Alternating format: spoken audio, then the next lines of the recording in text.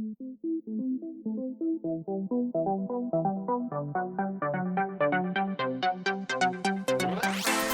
girl, welcome to Overcoming Narcissistic Relationships with Olivia. I am so happy that you're here and listening to this right now because I have a bucket load of questions for you. The first one is, are you currently in or have you previously been in a toxic relationship before? Have you wasted valuable time and energy hoping that he would change? Do you keep attracting men that aren't good for you or falling for the wrong men? Have you been wondering if you're unhappy and deserve better than what you've been getting?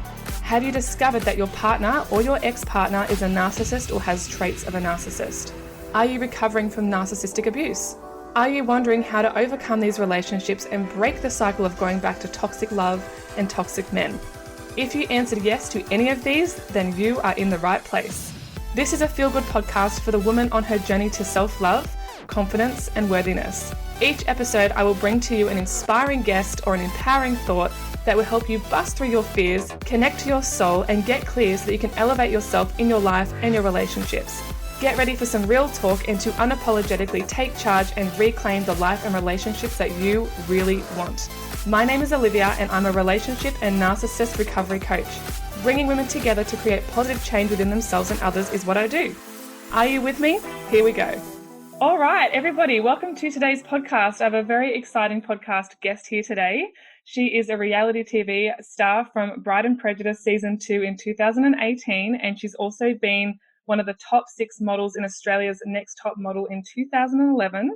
She works in film and set decorations. She's obviously a model and an art fiend. So welcome, Izzy, to my podcast. So happy to have you here today. Thank you so much. Thanks for having me. I'm super excited. So for the listeners, the way I actually found Izzy is I was watching Bride and Prejudice and I watched, her story and what played out on TV, followed her on Instagram. And then I think it was a fair few months later, well, actually it would have been because this was back in 2018, reached out to Izzy and asked her if she'd be willing to, come on the podcast and share a bit about her lessons and experiences and stuff like that before and after the show. And she agreed, which is phenomenal. And at the moment, she's over in Tokyo and traveling the world and doing her thing. Yeah. Just out exploring. Yeah. And I should mention as well, for those that are listening, Izzy's actually from Queensland, Australia. So it's really cool to have an Aussie again on the podcast. So Izzy, tell us a bit about, your experience. You've been on TV before. I've asked you to come on here and talk about, toxicity and that sort of stuff. When was your first, unideal or toxic relationship? Was that before Bride and Prejudice, or have you experienced them after? Like, how did that all come about for you? I had 2 long-term boyfriends earlier in my life, and they weren't toxic relationships. They were really lovely. They're people that I still have a lot of love and respect for. And then after that last serious boyfriend, I sort of fell into this habit of dating what I now see are narcissists or people with sort of narcissistic traits. Yeah, I definitely found myself attracted to people that were quite outgoing and ambitious and sort of flamboyant. And unfortunately, a lot of the time, they're sort of your early warning signs of someone who might have narcissistic traits. There were probably maybe about 4 or 5 people that I'd dated, but not seriously. And they definitely had narcissistic traits. And then obviously I fell into my relationship with my last boyfriend, who definitely exhibited some of those traits. And our relationship was very, very, very toxic. Definitely. I remember sitting there actually watching it from my couch in Australia. And I was like, oh my God, like I could pick it straight away. Do you know what I mean? And that's when I hopped on the Facebook group that was like the Bride and Prejudice Facebook group, and just had a few comments here and there, and could see that some people could relate to your story and well, not just a story, your experience. Do you know what I mean? Because you actually lived that. Because you were actually engaged, weren't you? Yeah, we were. We were going to get married. That's the thing. It was part of the show, but it was a legally binding marriage. I think that's the number one thing that people ask me. They say, oh, was it real? And were you really going to get married? And the answer is yes. Yeah. And for those that don't know the show, because I know we've got people from the UK and all over the place. So Bride and Prejudice is a reality TV show where you had, like, in your year anyway, there was like 6 Australian couples that were engaged to be married or wanted to be married, but there was either a family member or multiple family members that disagreed with the union or didn't want the wedding to happen or didn't want, the couple to be together for various reasons. And I actually remember your mum, Bobby, was really onto it as well. I remember her saying, a few comments, and like I actually just wrote a couple down. Like she referred to him as a narcissistic sociopath, a soulless demon, and she said he broke you and that's a dangerous personality. And obviously it was very explosive, the whole thing, very raw, very emotional.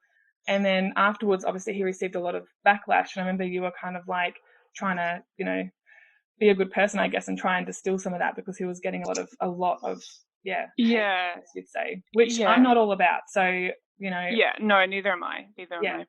No, like I know, especially I don't know if you've done a lot of research or seen a lot of groups in this sort of space, but there's a lot of hate for narcissists and all that sort of stuff. And I'm the kind of person that's like, okay, yes, there's been damage there, there's been trauma, heartbreak, horrible negative energy, all of that. But let's not actually, turn that and filter it to the other person and just like go hell for leather. I actually have a lot of sympathy for narcissists, and that may sound strange considering I've been really hurt by them, but you have to understand that it's something that comes from trauma, and these people don't choose to be this way, and they do a lot of damage, and they're not really someone that you want to have in your life. But if you can imagine what life is like for them also, it's not an enjoyable experience, and it's not an easy ride. So I think about it from that way as well. It's absolutely not someone I want to have in my life, but I do have a lot of empathy and sympathy for someone like that. That's the sort of thing that I come from as well, because it's like when and not in your particular situation, but generally like when there's been like physical abuse and all sorts of stuff that's going on, when people hear, oh, you've got sympathy for them, it's kind of like, how dare you? But the thing is, like, if you hold on to that forever, you turn into that like negative energy, and you hold that within all the time. And a lot of the time, these people don't really realize what they're doing, or they do, but they're not fully aware of it, or they don't feel like they've got a lot of control over it. That's a whole other scenario, I guess you could go into. Totally. A whole other topic. But what I was going to say, like from the stuff that I read after it all went down, all that sort of stuff, you made comments like I was the only one that was fighting for the relationship in the end and that sort of thing. Do you still agree with that? Yeah, I really do. It was very clear that, I really felt like the entire time through our relationship, I was carrying both our emotional loads. And by that, I mean that I was like helping him through everything that he was feeling. And he's quite an emotional person. And he was definitely emotionally dumping on me. Not just, through the show. I mean, this is through the entirety of our relationship. And there was really at no point any time for my needs to be met. So I was doing all the emotional work for myself as well. And that's okay when you're out in the real world. But when I was in the show, which is already a like incredibly emotionally charged experience, that became really overwhelming. And I really needed to have someone on my side in there, and I really didn't feel like I had that at all. With him or just in general? Yeah, with him. I mean, everyone in there is a couple, and they're sort of this like team almost. It's like, if no one else in here gets me, then at least I have you, and you're my my partner and my support system. And I didn't have that, and I was cut off from my other support system, which is of course my mom. And I think you can see, anyone who's watched the show, that I'm so close to her, and I'd never had any kind of rift with her. We never fought, and this was the first time that we'd ever had anything sort of come between us. And I was cut off from her, and I felt like even though I was standing next to him, I was cut off from him completely. I totally get that. I really felt for you and your mum, actually, because I could see the closeness between the two of you on screen. And there was like a real friendship there. Do you know what I mean? And she really wanted the best for you. And I was like, oh, it's so heartbreaking, because like, you're really like in the middle. Like you're like the meat and the sandwich. You're being pulled in one direction, pulled in the other. Like you're emotionally invested with your partner. I won't say his name for confidentiality if that's thing, but and then your mum, like the person that's been around from the beginning of your life, and you could understand where she was coming from, but you had this emotional pull to him, and you're like I don't know what to do. Do you know what I mean? And the beautiful thing was that from what I saw, and once again, editing, all sort of stuff comes into play, but the house really rallied behind you guys, because you were the only couple that broke up before, like you didn't actually get married in the end. Do you know what I mean? Because you broke up in the process. Yeah, they really did. Like everyone in that house really did support me and come to my aid in the end, which was really beautiful, because I just became a shell of a human. And it did feel really amazing for them to sort of, give me the support that I really, really, really needed in that moment. They were all really good to me in the house and then afterwards as well. Yeah, absolutely. They were really great. It was actually, I loved that season 2. I really liked the people on it, to be honest with you, and it was fascinating to watch. But what I was going to ask you as well was like, so for people that haven't seen the show or aren't aware, so Izzy, you still believe in non-monogamy, is that right? Yeah, I do. My relationship with my partner was non-monogamous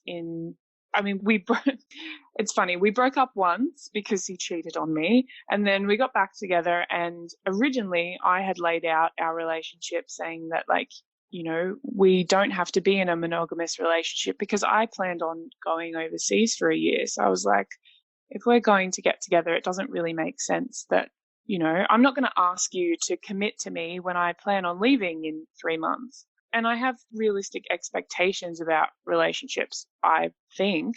So I kind of laid that on the table, and he was very much like, no, I want to be with you. I want to commit to you. And I said yes. So we were boyfriend and girlfriend in a monogamous relationship. He cheated on me, that all came out. Then when I forgave him and we got back together, I was like, do you want to try this in a non-monogamous way? Because I know that you cannot, like, the way that you operate is not, you don't operate like someone who wants to be in a monogamous relationship. And if you want to be in a non-monogamous relationship, then there are some ground rules, and we just have to have open communication and we can make this work. Yeah, in the end it didn't, because he couldn't be honest, and he couldn't, a non-monogamous relationship takes more work than a monogamous one. It takes a lot of open communication, it takes a lot of honesty, and it takes a lot of talking about things that are uncomfortable. So you have to be really comfortable with talking about feelings and jealousy and feeling threatened and feeling insecure.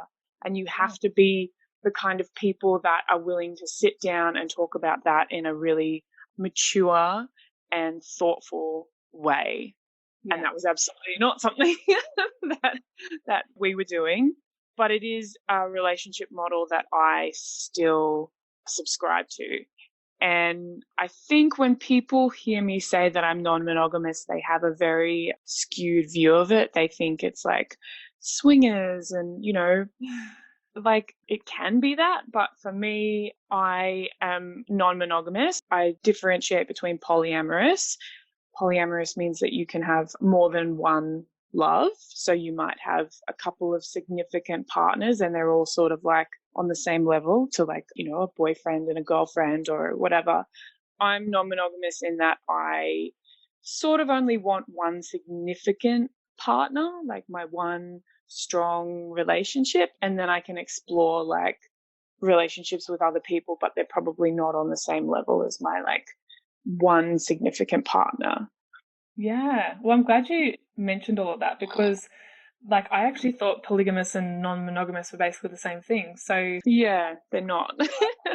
Yeah, I haven't really looked into it a lot. Do you know what I mean? The only Mm-hmm. stuff that I've actually come across was really, there was an American TV show on Foxtel, I think it was, and it was like more religious based. So like there was the husband. So that's polygamy, and that's different. Yeah, that's different again. Yeah, Yeah, yeah. that was fascinating. I was like, how does this? Yeah, They only had all these wives, and they had all the kids, and they built all these homes at the end of a street, and so there was like a real community. Definitely pros and cons to both. Do you know what I mean? Like, and I'm pretty open-minded, so I was kind of like, this is amazing. I want to learn more about this. Do you know what I mean? So when I was watching the show when you were in it, I was like, okay. And I think there was like some question about whether you were just going non-monogamous just to keep him happy. Yeah. Had discussions and you're like, actually, no, this is my own decision. It's not just for him. It's actually for me. And I was like, oh, this is really interesting. Do you know what I mean? Yeah. So it is funny because it was definitely painted that way on the show that, he'd sort of put the idea in my head, which it really wasn't at all. Like I said, when we first got together, that was sort of what I put on the table, and it was his idea to be monogamous.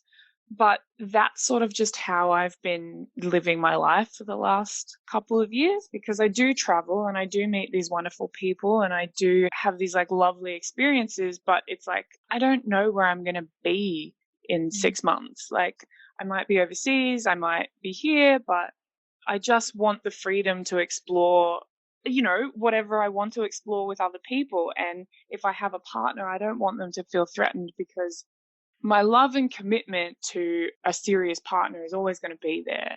And it's the same way that, like, you have a best friend, but you have other friends that give you, like, maybe they're into different things, maybe you have different interests and you can do different things with one friend versus the other. And your best friend isn't threatened by the fact that you have other friends, you know what I mean? Yeah. And it's sort of operating that way in a romantic relationship. Yeah, it's interesting, isn't it? Because like it's not really that new, but yeah, it's been around for like ever, like it's actually just it's because of being culturally and societally like taught that this is the way to do it, that's the norm. You know what I mean? So anything that's against the norm, outside the norm, people find confronting or different or whatever. And I think it really does work for some people, and I think some people are designed to work that way as well. Other people aren't. And that's why I think, like, once again, you can't have too many rules. Do you know what I mean? Because not everyone's the same. So, Yep. and like coming from a life coaching perspective, like I live by that now. Do you know what I mean? Like before, I used to, years and years, past Olivia's ago, I used to be like, no, this is the way it had to be, and this is how successful relationships work, and this is and this and da da da da. But I was coming at that from just my perspective and just what I thought was right, as opposed to like, we are so different, and there are so many different types of people out there, and they love so differently, and they have different ideals around love and rules around love. And it's like, it works for some, it doesn't work for others, and just not trying to push. I think just being open-minded, do you know what I mean? And like, you're traveling so much, and you're young and you're gorgeous, and it's like, you're not going to know where you're going to be. You haven't got that stability of being like, I'm going to be living in this one place for the next 10 years so I can settle down with one person. Like, you might not even want to do that. And you might want to still have that model of a relationship, even if you are living in the one spot. Like, who knows? And every relationship is different. Like, even my monogamous relationships were all very different, so it's just about communication, and it's just about being honest and open with what you want and who you are, and seeing if that's compatible with this other person that you're interested in. And hopefully it is, and I always want to be respectful and kind to my partners, always, always. Like, I never want to hurt anyone, and I never want to lie to anyone, but I do always want to be like open and honest about the things that I want and where I am in life. So that came across clearly on the show, I think, as well. Do you know what I mean? I'm glad. Yeah, this is a bit of an odd question, but I thought I might just put you on here, and why not? Sure. Do you think living a like non-monogamous model of a relationship makes it easier for narcissists to cheat, or like what are your thoughts on that? I think a narcissist is going to cheat if a narcissist is going to cheat. It doesn't really matter.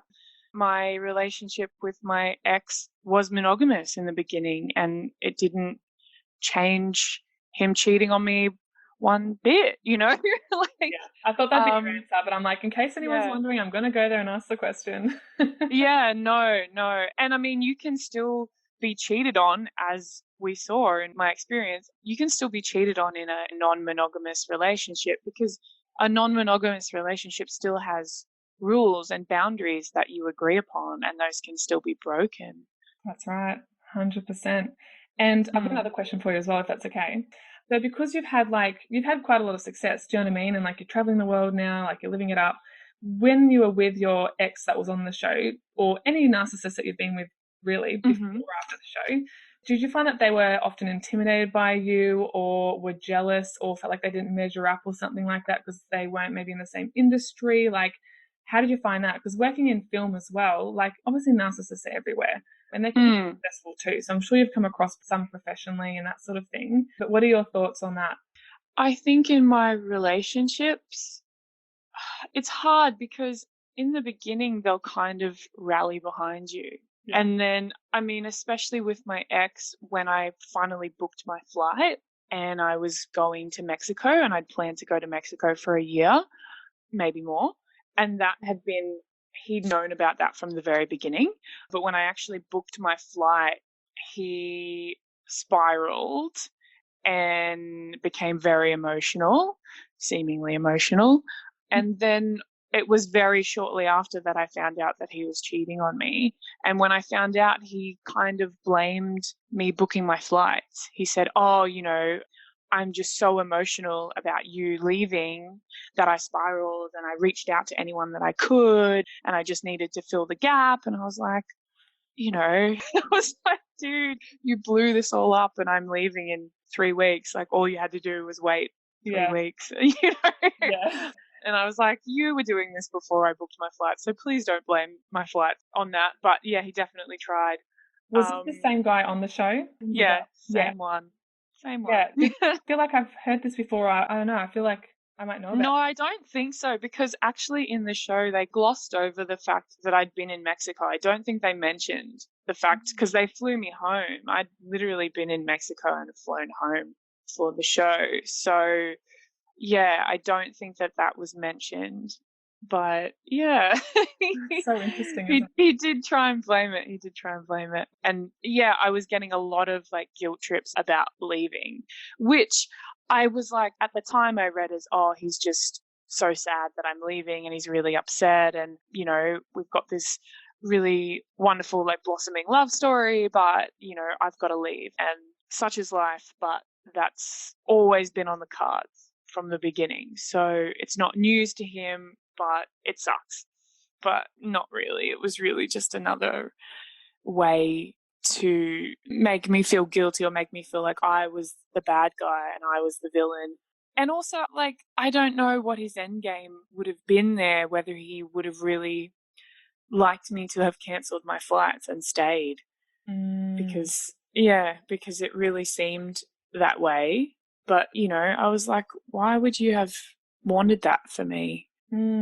Probably because he wasn't thinking about you. Yeah, well, ultimately, yes. Yeah. It's a sad reality, Yeah. isn't it? Yeah, it is. It really is. That is actually also what helped me recover from my breakup was when I realized that, yeah, like a narcissist doesn't think about you. And I was like, well, in that way, it's almost not personal. Do you know what I mean? It's like he was doing these things, but he wasn't doing them to hurt me. He was doing them to make himself feel better, which did hurt me in the long run, but it's really not about me. And, that was sort of how I got over the cheating in the first place was I was like, he just does these things to like fill himself up and make himself feel good, which is extremely hurtful to me. But when I realize that it's separate from me and has nothing to do with me and my self-worth, then it doesn't really hurt as much. Yes, I love that. You've worded that so well, and it's really, really true. When you can remove yourself personally from it and just look at like the facts and the behaviors and all this sort of stuff, you're kind of like, oh, okay, this doesn't have to be a huge reflection on how I should think about myself. Do you know what I mean? Like, in some regards, probably just doing what he knew he needed to do to make himself happy. And like, whether you had left or not, the way I see it is like you could have left and then he could have been unhappy and probably could have cheated, while you're away and then you leaving anyway. Or he could have stopped you from leaving, had you here, but then might have cheated anyway despite that. Do you know what I mean? Because it's about, getting the attention, the love, the narcissism, getting what they need, what they want, regardless of whether that makes you happy or not. Do you know what I mean? Like, Oh, 100%. He would have been cheating had I stayed or had I gone. He was already cheating before I'd booked my flights. He was already cheating, like from the very beginning of us being together when he was there with me, begging me to be his serious girlfriend. He was cheating on me. So wow. it wouldn't have changed. It wouldn't have changed had I stayed or had I left. But I also don't think it would have changed was I in any way a different person. If I was a different girl, I think it would have been the exact same. And that's really freeing because you're like, okay, well, it really has nothing to do with me as a person. It just so happened that I was in that particular situation with that particular person and he chose, it's all about him. He chose to act that way and he chose to do those things. It hurt. It still hurts me. I'm not above, I'm not that zen that it doesn't hurt, but it really helped me see that it had nothing to do with me personally and that I shouldn't use this as sort of like a way to dig away at my own self-esteem and self-worth. Yes, 100%. And, like, you would have had to build up that self-worth as well, you know, being on, like, in your past history, Mm-hmm. like being on the Australian, like being a model, do you know what I mean? Like, Mm. that's already an industry where that can eat away at you if you let it, you know, like you already got these Oh. contributing factors, and then you've got this Mm-hmm. relationship, and you really rose above that, do you know what I mean? And didn't let that say that you were shit or that you weren't good enough or, you know, didn't deserve any better or whatever it is that, you know, we can lie to ourselves about. Yeah. When I think about that too, I think that the reason that because I had known him for about 3 years before we actually like started dating, and I cut him out of my life a couple of times because he just would act in these ways that he was so unreliable. He'd love bomb me. I didn't realize that at the time, but since learning about narcissism and narcissistic traits, I know that that's what that is. So he'd come out of nowhere, he'd love bomb me, and then he'd disappear. So that was the pattern that we were in for about 3 years. And then I let him back into my life when he'd made all these changes. He said, "Oh, I've gone sober. I'm a new person. I just want a second chance." And I said, "Okay." And I think the reason that I let him in to my life was because I was in a really vulnerable position. I just finished working on a film and I wasn't working at the moment. And I just went through a bit of a depressive episode and I was really down and vulnerable. And he came back into my life and he was like, "I'm going to cheer you up." Like, and all of a sudden he was there for me. And I had this sort of like light of a person in my life. And he started doing all the things that he'd never done before, like being reliable and showing up on time and keeping his promises and just being kind and being there for me. And I knew that I was leaving for Mexico and I told him that, but it sort of, I think because I was leaving and because I was in a vulnerable position, I ignored a lot of red flags, thinking that, okay, this is good, this is fun, this is serving me for a minute. And when I leave, then I leave and we leave on like a happy, good note. But it really wasn't that at all. And I just think that, yeah, me having a depressive episode and not feeling my strong self really let him in and under my skin very, very quickly. And it's kind of amazing how people with narcissistic traits can sort of pick up on that vulnerability very quickly. They're very good at it. It's scary, but yeah, I was amazed. I was really amazed by like how quickly he was sort of able to slide under my skin. Totally. They're very masterful at that, very skilled. And the thing is, if you had communicated or had indicated to him that you wanted him to be more reliable, more dependable, more trustworthy, blah, blah, blah, it makes it easier for them to love bomb you because they know what you want. So they've just got to match that, show you Mm-hmm. that. And then Mm-hmm. you've already got an in. They're like, boom, done. They've gained the trust. You know, they've started to change you around and that sort of thing. So that's why they become so good at it because they can sense it, they can see it, and then they know what to do and then they know how to get in there. And then you start to believe in them and then you start to trust them and then love them again and boom, like it's all happening, you know. And did the Mexico thing happen before Bride and Prejudice, the TV show? It did. It did. Yeah. So the timeline of that was I'd known him for about 3 years. He'd been in and out of my life. I'd cut him out of my life in about November of 2017. I let him back into my life and we started dating. It got very, very serious very quick. And I knew that I was leaving for Mexico. I hadn't booked flights, but it was on the horizon. And then I booked my flights, and I think I was in Mexico by early April. And then the show came about while I was in Mexico, and they flew me back home for filming. Oh, you're kidding. I think you mentioned it before, but I wasn't sure that the show did that for you. That's like amazing. Mm-hmm. Yeah, it was wild. It was really weird. It was just it was really crazy. Who wanted to go on Bride and Prejudice? Was it like, I'm guessing this was like the last, like, I don't know, correct me if I'm wrong, but obviously like you've been together for a couple of years, it was tumultuous. Your mum didn't agree. You're thinking, well, what else can we do here? Let's just give this a crack. Like, were you the one that instigated applying for the show or was it your... It was kind of a joke. Like, Really? yeah, so we'd seen because we broke up before I went to Mexico. We broke up. It was a really horrific breakup. I took it very badly. On the show, I'm like volatile. On the show, I'm like really hurt and it's the end. In the first breakup, I was just crushed. I was so crushed because I felt like I trusted this person, and I'm sure your listeners can relate. Like, I trusted this person, and I was like, I don't know who this person is at all. Mm-hmm. And they've made me believe in something that's absolutely not real. I didn't leave my house for like 5 days. I didn't feel like I could, I just couldn't function. It was really, really bad. It was really dark. It was awful. But I had to get my stuff together because I was leaving to go overseas. And right before I left, my mum went around to his house to get the remainder of my things. And I knew that that was like the finality of that relationship. And I called him and we started talking. And then in sort of like the lead up to me going to Mexico, I went and had lunch with him. And from there, it just snowballed very, very quickly into like us almost operating like nothing had happened, which I look back on now and I'm like, you're an idiot. Like, what were you doing?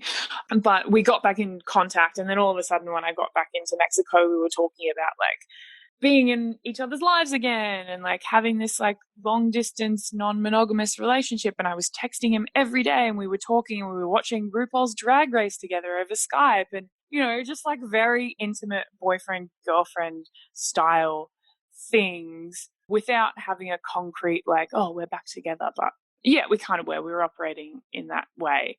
And then the ad for the show, I think, came up on Facebook. It was called something different when we applied for it. Oh, it was called it was called Escape for Love. And it just came up and said, like, do you have a partner that your family doesn't approve of? And are you in a relationship that, you know, everyone seems to think is toxic? Apply here. And I was like, wow, this looks like it was written for us. And I sent him the screen capture. I was like, this is hilarious. You know, it's a show based in Australia. I was in Mexico. I was like, there's no way that anyone will go for this, but let's do it. And I filled in all the forms. He had to make a video. I had to make a video because we couldn't make one together because we weren't in the same country. and then I sent it in on literally the last day they were accepting submissions. Wow. It just wasn't, I was like, there's no way, like, let's just do it and say that we've done it. And they called him within 2 hours of me sending this submission in. Like, no. They were onto it. Yeah, they were really onto it. And then it was just wild because my mum and my family, I hadn't told them that I was back in contact. I hadn't told them that I was speaking to him. They thought, great, like she's been crushed, but we've built her up and we've put her on that plane and she's away from him and she's out living her life. And I mean, the fact that I was lying by omission to them should tell you everything about the fact that I knew that that relationship was toxic and I knew that that was bad. And I don't keep anything from my mum and I don't keep anything from my like close friends. But I then had to come clean because obviously mum's got to be a part of this show and my friends were going to be a part of the show and I had to tell them. And that just I felt like human garbage telling them that I was back in contact and sort of, you know, basically dating this person again. And then you got engaged, did you? Yeah. Wow. And then, well, we got engaged as part of the show. Like, the engagement was on the show. Yeah, because they had asked me, they said, oh, would you be open to getting married? And I said, I said maybe. Like, and I didn't realize that the show, because again, it wasn't called Bride and Prejudice when we were applying for it. I didn't realize that the show would be entirely about us getting married. I didn't know I was going to get proposed to on like my first day of filming. So, yeah, it was pretty intense. We knew that like marriage was going to be a part of it, but I thought maybe it would be like a lead up and he's going to proposing to me at the end of the show when everything's, you know, like when everyone has come together and and they've like forgiven him or whatever. But that's oh my god, that would be a surprise. Yeah, it was pretty wild. Like, that's it, because everyone's like, oh, it's called Bride and Prejudice, you must have known that you were going to get engaged. And I was like, I did not know. And when you see me looking surprised, I'm not acting. Like, I'm genuinely surprised. I think it's good too that, you know, because like a lot of people that watch reality TV shows now, they're like, there's always these rumors that it's like scripted or partially scripted or there's actors or whatever, and so people don't know what to believe, you know. But it's always good to set the record straight because it's like, no, this was, you know, didn't even know the name of the show. Do you know what I mean? Like, yeah. Oh, it's so funny. And like, I love the fact that you got in there early as well. You know, not that you were doing it to get on TV, but it's like, I find that these shows are so much better the first couple of seasons, and then once you hit like after 4, it just kind of all gets really ridiculous, really crazy, and then it feels scripted because it's like this can't possibly be, like this is just next level. Yeah, I mean, they definitely throw things at you that you would never do, but majority of like, the reactions and the way people take things it's real. Like our breakup was entirely real. Oh, I fully believe that. When I watched that, I was like, you can't fake that sort of emotion. Yeah, I was like, I am ugly crying in my like gym gear on national TV. I'm like, that's not fake. It's not fake. I knew it wasn't fake because I was watching your reaction the whole time, right? And even the cameraman, because like, if it's fake, they kind of know where to stand. And there's like moments where you're walking past the camera and they're like in really inconvenient positions, And I was just kind of like, oh my God, do you know what I mean? Like, I've been where you've been. So I'm watching and I'm like, oh God, like in some ways I was like, this is really raw. And I'm thinking, I'm so glad this wasn't on TV because I would have been way messier crying than you, trust me. Yeah. But the other part of me was kind of like, oh, it's so interesting to see it actually play out for someone else. Do you know what I mean? Like, it was really, really fascinating. And I think people really, I know people resonated with you when they saw all of that come to a head. Yeah. Because so many people, I don't know if you've been watching those comments or stuff when it was on, but the comments, like, people were relating to it. They're like, yes, this has happened to me, or this happened to my sister or my mum or whatever. And it's like, yeah, like I said, that was one of them, sitting there going, yep. Yeah. And I didn't read the comments because, don't do that to yourself. But I was inundated with messages on my Instagram, and it was just all night constant, like, girls saying, I've been there, I support you. And just, it made me feel, because I was so nervous about that episode going to air. I was like, I just don't. Yeah, because it was so raw and so awful. And I was really worried about like how I was going to be depicted, how he was going to be depicted. Yeah, it was just something that I was very nervous about seeing and also reliving. I had to sit there and like, it's so bizarre to sit there and watch your breakup. That would be really weird. Yeah, it was really bizarre. It was really bizarre. It was so unexpected in a way for you guys. Like, you're kind of fix things, eventually get married, and then it's like you broke up before you even got married, and like it didn't happen. Yeah, exactly. And everything that I knew that was going on with me sort of behind the scene, like, it's just to relive it was very strange.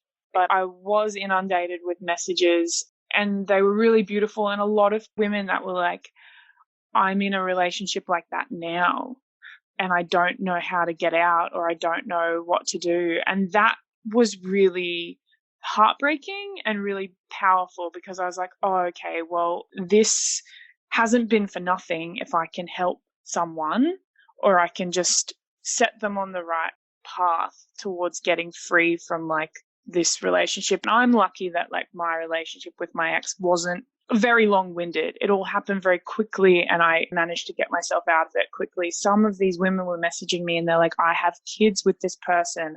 I've been with this person for 6 years and I don't know how to get away and I keep going back. And I was like, my heart breaks for you. But that's why I think that these, like your podcast is so powerful, and why I said yes, because I was like, that's how I healed. I healed by I went to therapy, which I highly recommend for everyone, but I also spent a lot of time watching YouTube videos and researching where I could narcissistic traits and narcissistic abuse and abusive relationships and emotional abuse. And that was really what helped me get out of that and heal, and also prevented me from going back to him, because even though our relationship, our breakup was so spectacular and so crazy, and everyone would be like, well, great, that's it, that's the end. I didn't speak to him for 2 weeks, and then I contacted him and we started talking again. And, eventually old patterns revealed themselves and I cut him off again, but I still went back. I still, even after that, like explosive, visceral breakup, I still went back to him.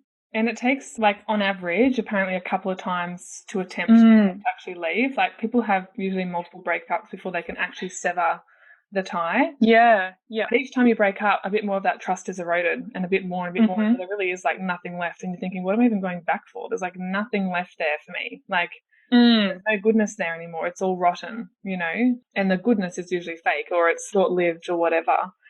And so, like, are you guys in contact now, or you guys don't speak? Absolutely not. No. Like, we don't speak at all. And that's by design. Like, I have him blocked on everything. And it's, you know, when I started really assessing it at the end, I was like, this is not someone I can have. It's got to be all or nothing. And it's that kind of relationship. I was like, I cannot have this person in my life because we cannot sit in this. We can't sit in the middle. And yeah, it's hard because, you know, I do want the best for him, and I hope he knows that even though he's not someone I can have in my life and he's really, really toxic for me, yeah, I do just want nothing but light for that person. And I mean, I think the last time we spoke was we hadn't spoken. I'd cut him off, and then the episode aired of our breakup, and I saw that he was getting like death threats. You know, he was getting really stripped apart online. And it made me feel really sick because I was like, yeah, this person did something to me that was really horrific and it really hurt and it's awful. But I don't need anyone to come in and, you know, what's done is done. And I don't need anyone to come in and send him death threats and make him feel awful because it's not going to help anyone. And I called him the day after and spoke to him, and as narcissist ego does, he was fine. I seemed to be more upset about it than he did. And I think that it really did have an effect on him. But that wall that they're so great at putting up of being like, oh, I'm fine, everything's cool. Like, there wasn't much in terms of emotion for us to unpack there. It was me being worried about him. And we had a conversation, and that conversation was actually nice. And he's like, can I call you again? And I was like, absolutely not.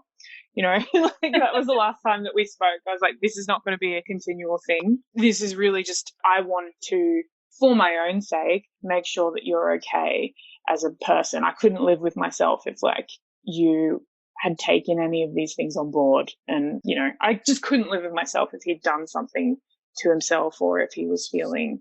Yeah, that's the decent thing to do as a human being. Like, you know, you're concerned for his well-being, because people like can get really upset about that sort of stuff, especially online. If they get threats in the mail, you don't know what kind of safety issues there are. So like, you've kind of tried to ensure his safety, and then you've been like, okay, ultimately my safety is really important now, and I need to do that for myself. And like, cutting contact with him is the best, strongest thing I can do for me, because if you leave the door open, they will always come swinging back. It's called hoovering. 100%.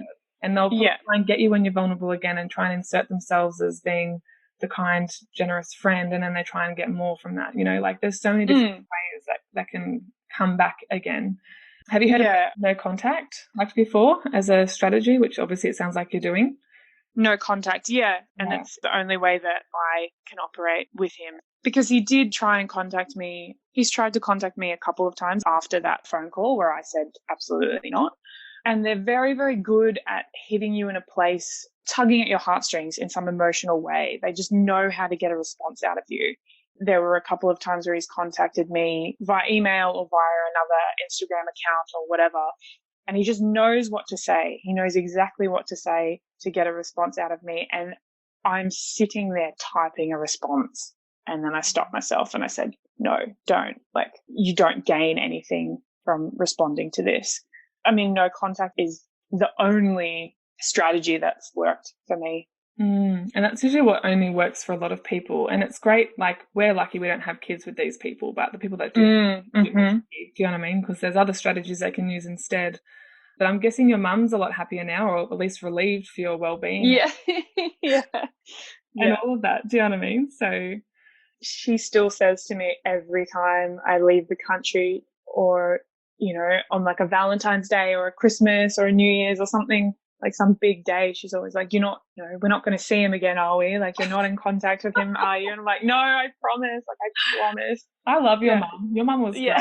You handled it so well. Best. Yeah, she did. She really did. I was just kind of like, oh, good on you, mum. Do you know what I mean? Yeah. Yes, keep saying that, you know. And I could see myself in you, and I was kind of like, I know exactly how that feels, you know. Like, it's tough. The people that haven't seen the show, like, I really recommend that they watch it, because I know that the listeners are going to be like, yep, that's me, or yes, that's been me, or yes, that is me.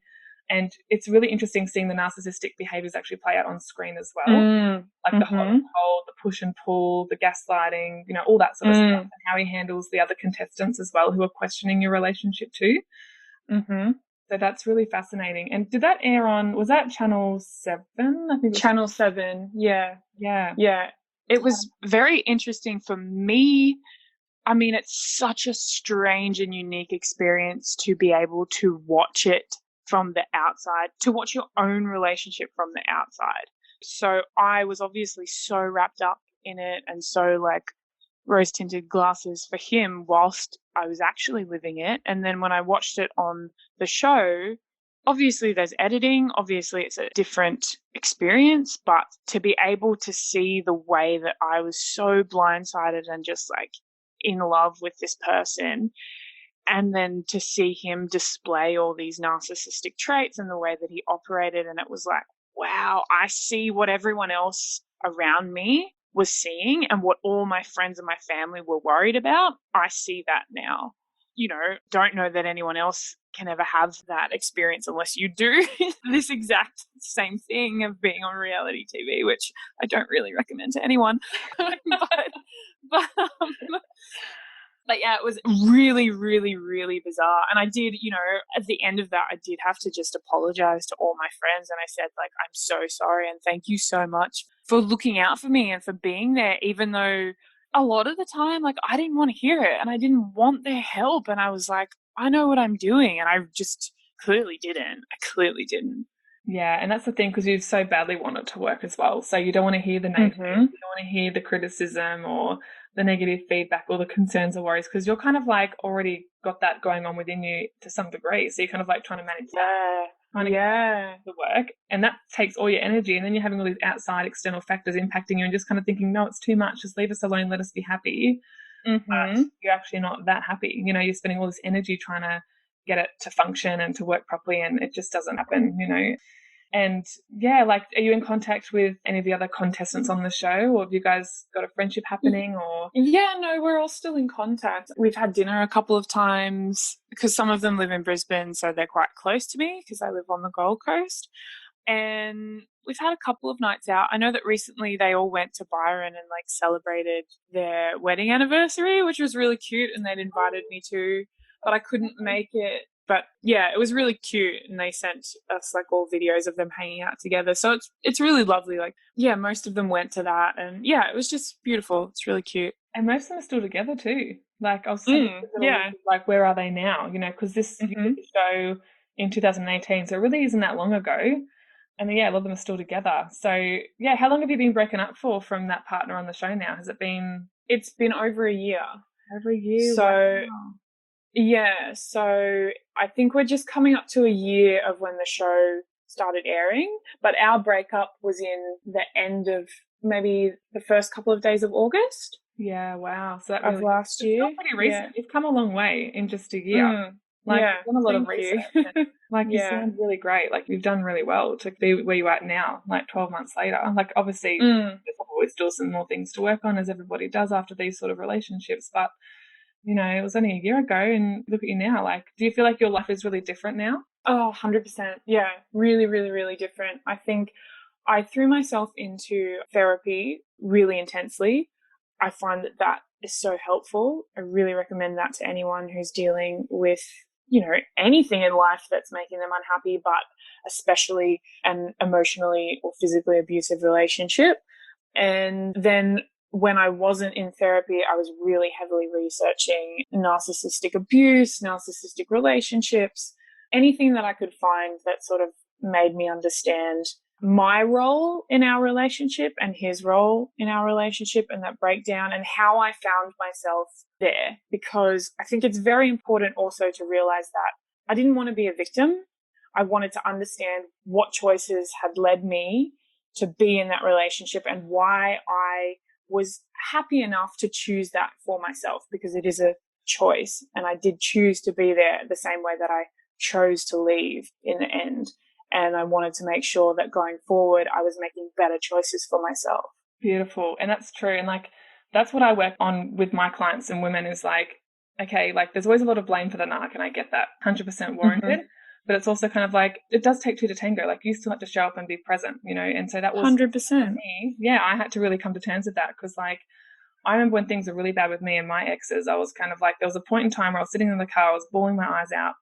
And I was like, regardless of what happens, I've just got to find out I've just got to keep going to find out what's going to happen from this. Like, and I said to myself, no matter what happens, if it turns out good or shit, I just take full responsibility for that. I was making a conscious decision. I'm like, I'm going back to him. I'm going to see how this comes out. If I don't do it, I'm never going to know, and I don't want to live with regret. And so, that was on me. Like, I did keep myself accountable. Things didn't work out, obviously. And that's the thing. A lot of the narcissists don't do that either. So they're usually, they're very good at like slipping the accountability and responsibility off their shoulders and not always taking hugely, responsibility part in their role. And that's a big thing that makes us different from them, is like, we can actually at some point stand back and go, crap, yeah, for that to happen, I still had to, tolerate the abuse, or, think that I had to be there or be there for them or whatever. And so that's part of like codependency and that sort of thing, So I think it's a really good point to make, because it does get lost a bit in this realm of work. Like, people just think it's all the narc's fault, and it is. But if you weren't there, it wouldn't have happened either. Do you know what I mean? Like, you wouldn't have anyone to abuse. And until you realize that, you're going to keep falling into that same pattern. Because if you think that it's all on the narc and it's all on this person and you were powerless and this awful villain came into your life and took advantage of you, then you're painting yourself as a victim, and you're not a victim. You can make conscious choices, and you are making them to be with these people that are detrimental to you. So yeah, you have to really work yourself out of that and say like, okay, I take responsibility for that situation and I don't want to put myself in it again. Yes. And that's what will stop you from going into those again. Or, because if you keep thinking they just keep happening to you, keep falling into your life, keep dropping into your lap, keep attracting, they will, because there's so many of them. Like, they will. Exactly. I love that. That was really wonderful. Is there anything else you'd like to share? Any, lessons that you've already shared a crap ton on this podcast? Anything else you feel you need to get off your chest, or share with the, listeners, advice on what they should do, or anything like that? I think for me, I had to learn, my friends have always been really good and really great to me, and my mum has always been really good and really great to me, but I lied to them. And I lied to my support network. And I think that people are just so much more understanding than you give them credit for. I was really afraid of being like judged harshly by my friends and my loved ones. And I think if I'd just come to them and said like, this is the choice that I've made, they would have been upset, but they would have just worked with me to understand why I was making that choice. I think that's what I regret most. I regret lying to them. And I think that you just need to be more open and honest with people around you, and your support network, if they're a good support network, is going to be open and understanding with you. And they were open and understanding with me when I turned out to be so wrong about this person. And they welcomed me back with open arms, and they said, we're going to take care of you, and we're going to be good to you, and we're going to build you back up. And yeah, I think treasure your support network and be open and honest with them. Yeah, lifesavers. Like, that's it. And I think people, or women as well, in these relationships are so worried about, as you said, the judgment. They just think that their only option is to push others away. Yep. And that's their best way to protect themselves in the relationship. But yeah, if you kind of go to your family and go, like, I wish I had gone to my mum and my family and been like, look, things are really crap, been hot and cold, on and off, I'm not 100% happy. Just spoke my mind and been like, I want to leave, but I want to stay, and I don't know what's going to happen. And I think it would have really helped things a lot more than just going, ignoring, shutting the conversation down, walking away from people. Like, I think it could have, you do need to give people, more credit. Like, they understand you're not perfect, and they've probably been through similar experiences before where breakups are difficult and all that jazz. So exactly. My mum never said to me, I told you so. She was right the entire time, but she never said, I told you so. And she never made me feel that way ever. And I just wish that I had come to her earlier with my concerns, instead of being like, it's fine, everything's fine, he's fine, we're working it out, when I wasn't. So yeah, my mum didn't do that either, which I'm really grateful for, because when you have like a major fuck up, you don't want to be told, I told you so, and then it just makes you feel more shit. You're like, gee, thanks, exactly, that helps me right now. Like, good on you, big pat on the back, superior person. My mum and my family were right. Like, they were pretty disillusioned at the beginning as well with who they thought these people were, and then, truth was out and all that jazz. And they were consistently right for the rest of that. And then when I came out of it, they didn't sit there and go, well, they just kind of said, we could see the signs and we knew it was going to happen. We just go through it. And 100% right. Sometimes we have to make the mistakes to really learn the lesson rather than exactly. It's so valuable. Like, I wouldn't change, as brutal as it was, I wouldn't change anything that's happened, because now I have insight, and now I can protect myself from that kind of person, and I'm a stronger person for it. So I wouldn't change it. Yeah. And it was brutal, but look at you. Yeah. You know what I mean? Like, exactly. And do you reckon it's impacted your career as well? Like, do you feel like you're freer and do you feel like it's changed anything like that for you? We'll see. I don't know, but I do think it's made me a stronger person. I think it's made me, I know that I always thought that I could stand on my own 2 feet, and now I'm really, really sure of it. I'm like, look at everything that you've been through in the last year, and you came through with the wonderful support of people around you, but also you did it for yourself. You built yourself back up. I mean, the first time we broke up, I didn't leave the house for 5 days, which I've never done before in my life. And now I'm in Tokyo. I've just been in Berlin. I've been all around. I'm not really afraid of like getting out there and putting myself out there. Yeah. So I definitely think that it's made me a stronger person for sure. Yeah, it's amazing, isn't it? That's so wonderful. I'm so proud of you. You've done so well. Oh, thank you. I want to watch the show all over again. In fact, I might do that.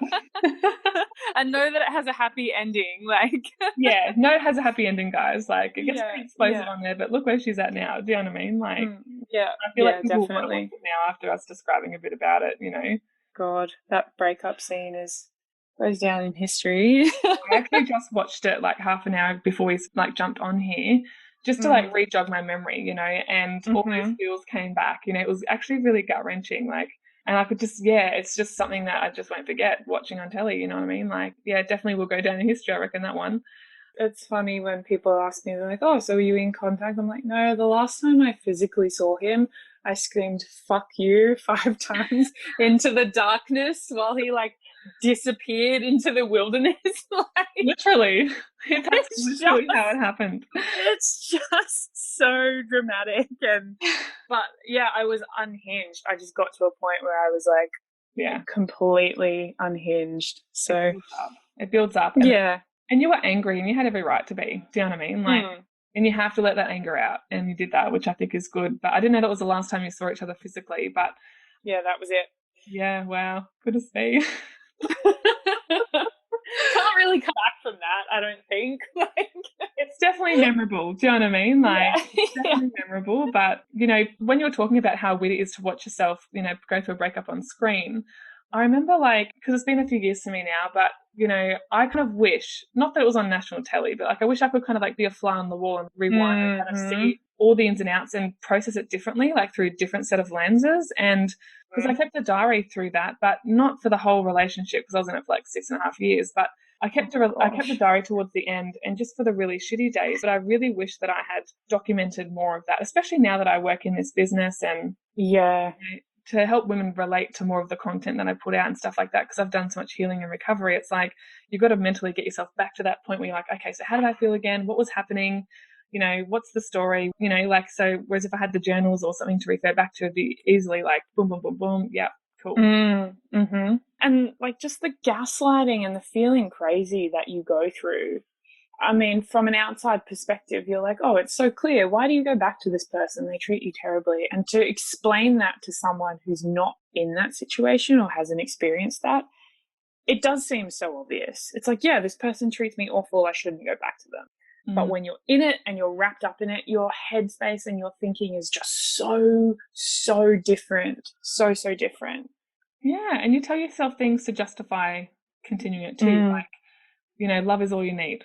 It's like, well, oh God, that one, that awful for you.